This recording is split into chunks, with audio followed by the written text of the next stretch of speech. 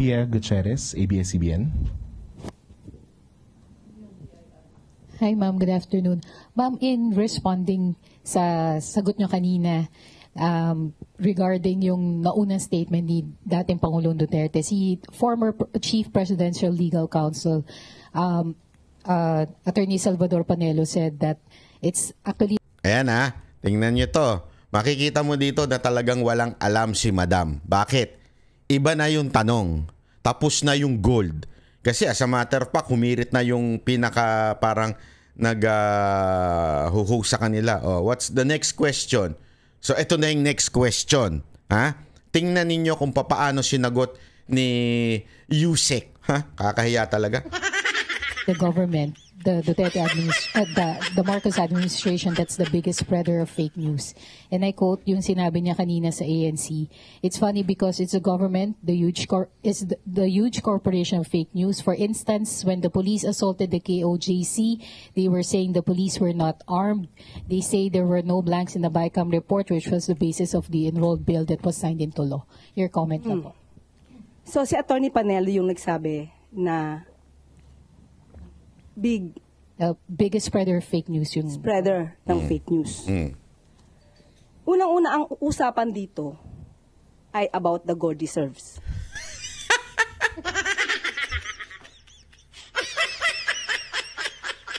Hindi niya kasi masagot. Alam mo kung bakit?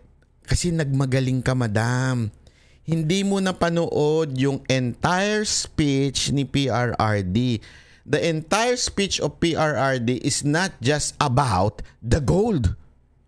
As a matter of fact, mas marami pa siyang i-discuss or more time i-discuss niya yung ibang bagay compared do sa sinasabi mong gold. Dinaanan lang niya yung gold. Tapos sasabihin mo, ang topic dito gold eh. Anong gold? Hindi gold lang. Ang sinasabi nga dito, di ba? Etong ang administrasyon na to, diktador. Yan ang pinakapunto ni Pangulong Duterte, buong speech niya dyan sa Cebu eh. Diktador. Babagsak ang ekonomiya. Hindi ho yung gold, dinaanan lang niya yun. Ngayon, hindi mo masagot yung sinasabi ni Panelo. Biglang, ang usapan dito, di ba, gold? Franz Castro, ikaw ba yan? Hindi, yung totoo. Franz Castro, ikaw yan. Gago! Bakit kailangan baguhin? Nagda-divert ba sila? Anong baguhin? Yung issue tungkol sa KOJC, nasa korte na to. Oh, tingnan mo, hindi mo nga masagot yung KOJC. Kasi bakit to? Ito Madam, ipapaliwanag ko sa iyo. The whole speech of PRRD is, sabi niya, merong tendency si Marcos na maging diktador at magpatuloy at mag-declare ng martial law at magpatuloy sa kanyang pamamahala. Bakit? May sign of dictatorship si Marcos. Yun ang sinasabi ni Pangulong Duterte. Ang sabi naman ni Panelo, tinanong siya, why do you say that there is a sign of dictatorship kay Marcos? Ang sagot ni Panelo, one, yung ginawa sa KOJC, that is overkill. That is beyond the law. Why kamo? Dapat ang search warrant. Remember, hindi warrant ang warrant of arrest. Ang pinakita ni pangalan nito ni Torre. Okay? Pero anong ginawa nila? Sinearch nila yung entire KOJC including yung simbahan, which is a violation in our law. Mag-Google ka kung hindi mo alam yun. Hindi pa pwede. And search warrant, kung meron man. Okay? Ang search warrant, very particular yan kung ano hinahanap. Itanong mo din. Kung siguro naman may kilala kang pulis, may kilala kang abogado. Ewan ko nga, abogado ka, hindi mo alam eh. Dapat ang search warrant very specific. Ano yung hinahanap? Hindi pa pwedeng, sabi nga nila, parang fishing expedition na, hindi, basta may hinahanap kami, maghahanap kami ng illegal. Hindi pa pwede yun. Kailangan specific yan. Saan nakalagay? Ganon ang search warrant. Specific yung hinahanap. Kunwari, baril, kailangan may model. Hindi ho yun pwedeng, basta may hinahanap kaming mga baril. Basta may hinahanap kaming ganito. Hindi ho pwedeng ganon. So, yung ginawa sa KOJC, it's a sign of dictatorship kasi hindi sinunod ang batas. Tama, mali. Yun ang sinasabi ni Panelo. Pangalawa, okay, ate, makinig ka na lang sa akin siguro para matuto ka. Pangalawa, yung SMNI. Remember, may batas na. Kaya nga may franchise ng SMNI. Anong ginawa ng gobyernong ito? Ang ginawa ng gobyernong ito ay kahit may franchise, pinasuspinde sa NTC na hindi tama at illegal yun. Dapat may panahon lang. Kuwari, iniimbestigahan. Hanggang ngayon, extended po ang suspension ng SMNI. Walang valid reason for suspension. Saan ka nakakita? Parang ang nangyari, nawalan sila ng franchise which is illegal. Bakit? Ang franchise ay batas. Kaya nga kinukuha yan sa Kamara eh. It is a law. Therefore, we need a law para mawala yun. Hindi nga tinanggal yun. Hindi nga tinanggalan ng franchise kasi bawal nga. Ano ginawa? Dinaan. Saan? Sa maling paraan. Pinasuspinde sa NTC. Anong tawag mo doon? Dictatorship. Yun ang tinatanong sa'yo na hindi mo alam tapos babalik ka sa gold. Ano to? Pag di mo alam, gold. Bakit? Yun lang ba ang nabasa mo sa briefer nyo? Gold. Kaya hindi mo masagot yan? Papagalitan siguro yung media nagtanong yan. Bakit yung tinatanong yan? Hindi kasama yan sa question and answer Di ba? Binigyan na kayo ng question? Kung meron mang kasuhan dito, sa korte ito. Ang pinag-uusapan natin dito, yung sinabi ni dating Pangulong Duterte patungkol sa gold reserves na wala. Hindi lang huyang gold reserve nga. Basihan. Pakulit-ulit ka. Sakit mo sa bang talaga? Thank you, Yusek. We have more questions from MPC. Ray Pardilla, PTV4. Ito pa. Good afternoon po, Attorney. Sa Mandaue rin po sinabi po ni former President Duterte na bumalik na po yung droga sa Davao, Cebu, and Manila. Bumalik na yung droga sa Davao, Cebu, Manila. Okay? Kasi napaka-importante maunawaan natin yan. When you say Davao, it's not the city, it's the entire region. When you say Cebu, it's not just Cebu City, yung entire Cebu. Magulo yan eh. Kahit nga ako dati, hindi ko maintindihan niya kasi pupunta ako, lalapag ako sa Cebu, tapos Cebu, di ba, yung airplano. Tapos pagdating dun, di naman pala Cebu yun. Hindi Cebu City. Basta may something na. Pero when you say Cebu, yung buong ano nila, malaki ho yun. Pag sinabi mo rin Manila, ang ibig di sabihin po niya, Metro Manila. Hindi lamang po yung Manila City. Kasi ang tinutukoy niya dito, lumala na yung pangkalahatang droga. O yan ang sinasabi ni Pangulong Duterte. Tingnan mo ang intindi ni Claire. Claire, umayos ka Claire ha? Dami na rin mga tambay ang na-hold up at mga nasasaksak. Tingnan mo yung sagot niya ha? Tingnan mo. Alam mo na ito ay isang attack dog. Reaction po dito. Davao, including Davao City? Oh, okay. Kung Davao City pinag-uusapan natin, sino ba ang mayor ng Davao City? Kita mo halatang halata na galit siya kay Duterte. Siguro ang assignment niya, basta banatan mo ng banatan ng Duterte ha. Banatan mo lang sila ng banatan ha. Huwag kang bibitaw ha. Yan ang assignment mo, kaya ka namin inilagay dyan para banatan ng mga Duterte ha. Huwag mong bibitawan yan. Huwag mong bibitawan. Ito. Sige. Tuloy natin. Hindi ba yung anak niya? Si Mayor Baste Duterte. So, ang ibig bang sabihin nun, napaka-inefficient ng anak niya? Again, ulitin natin, nasaan ang data patungkol rito? At tandaan natin, nung panahon niya, at least ngayon may record kung may namamatay, nung panahon niya, menong bang nare-record doon sa mga biglang nawawalang mga tao? Grabe. Tanong lang natin yon. So, dapat yun siguro, alamin din niya. Pero as of now, sabi nga... Grabe, akala ko malala na si Gadon. Meron pa palang sumunod sa kanya. Ang bihira, oo. Ang pinag-uusapan, yung paglala ng droga sa bansa, including Davao, Cebu as a whole, Davao as a whole, at Manila as a whole. Biglang ang punta mo sa Davao City.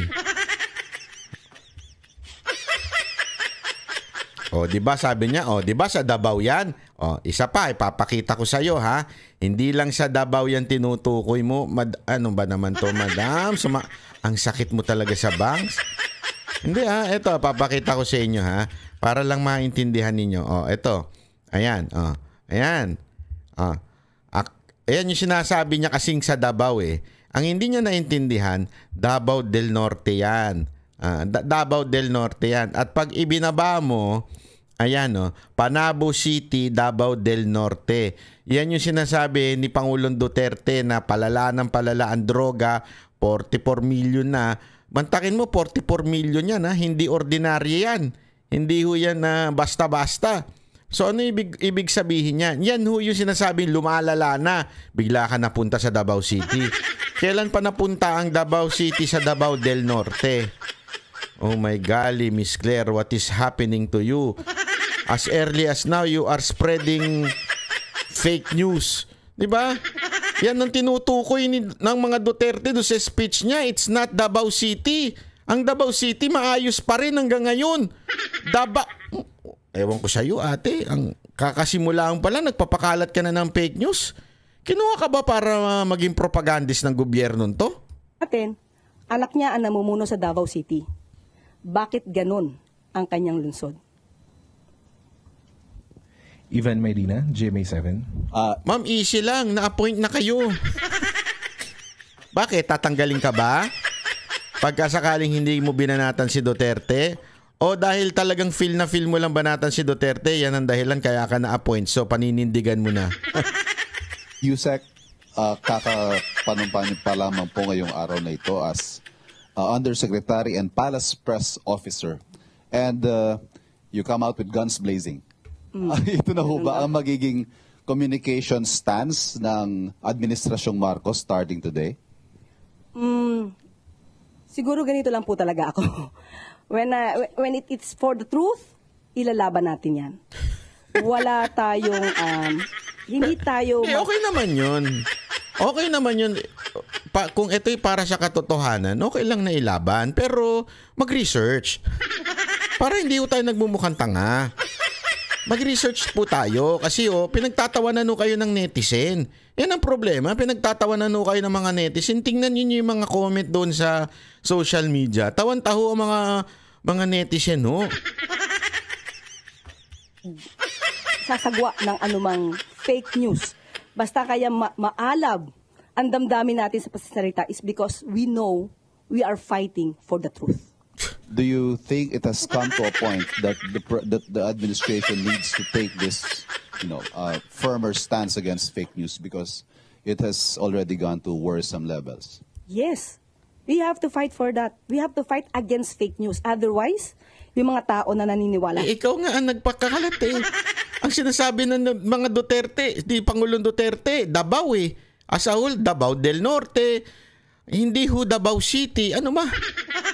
Yan yung tinutukoy niya itong recent na shabu na nahuli tapos sasabihin mo ngayon Davao City. Sino nagpapakalat ng fake news?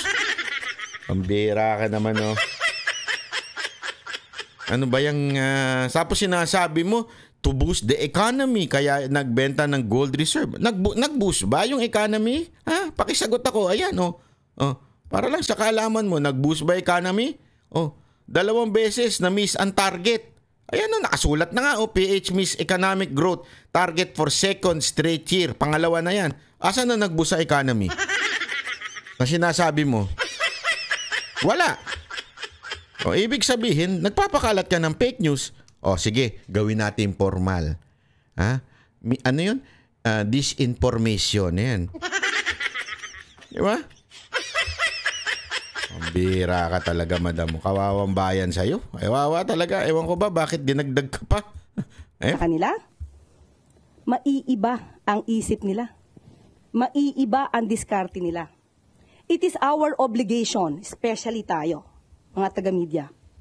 Dapat nating iparating sa taong bayan ano ba ang katotohanan. Iwasan natin Yung mga intriga na walang basihan. As of now, kasi puro intriga eh. Puro intriga ang pinapasok sa utak natin. At nakakasira ito sa bansa, sa ekonomiya. Hindi po ba? Thank you. Parang hindi to ano, no? Press secretary o press officer. Yan ang tawag sa kanya, press officer. Parang hindi to Yusik, ano? Para lang siyang vlogger na kasama niya yung mga vlogger na mga tanso. Parang ganun lang siya umasta. Ang bira ka, oo. Ano mga kababayan, sa tingin nyo, tatagal to? Kami ang boses ng masa, hindi natatakot. Katotohanan lang, di kami nalulunod. Walang bahid ng sismis, lahat ay totoo. Kahit sino ka pa, pag mali ka babanatan ka. Walang pinipili kulay, wala kaming kinikilingan. Basta para sa bayan, kami lalaban. Pag tama palakpakan, pag mali banatan. Di matitinag, di matatakot, para sa bayan tuloy ang sigaw. Sa harap ng kamera, walang halong takot. Mga baluktot, lahat kayo'y tutumba. Ang hustisya at totoo, yun lang ang mahalaga.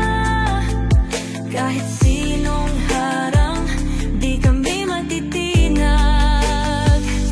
Walang pinipiling kulay, wala kaming kinikilingan. Basta para sa bayan, kami lalaban. Pag tama palakpakan, pag mali banatan. Di matitinag, di matatakot, para sa bayan.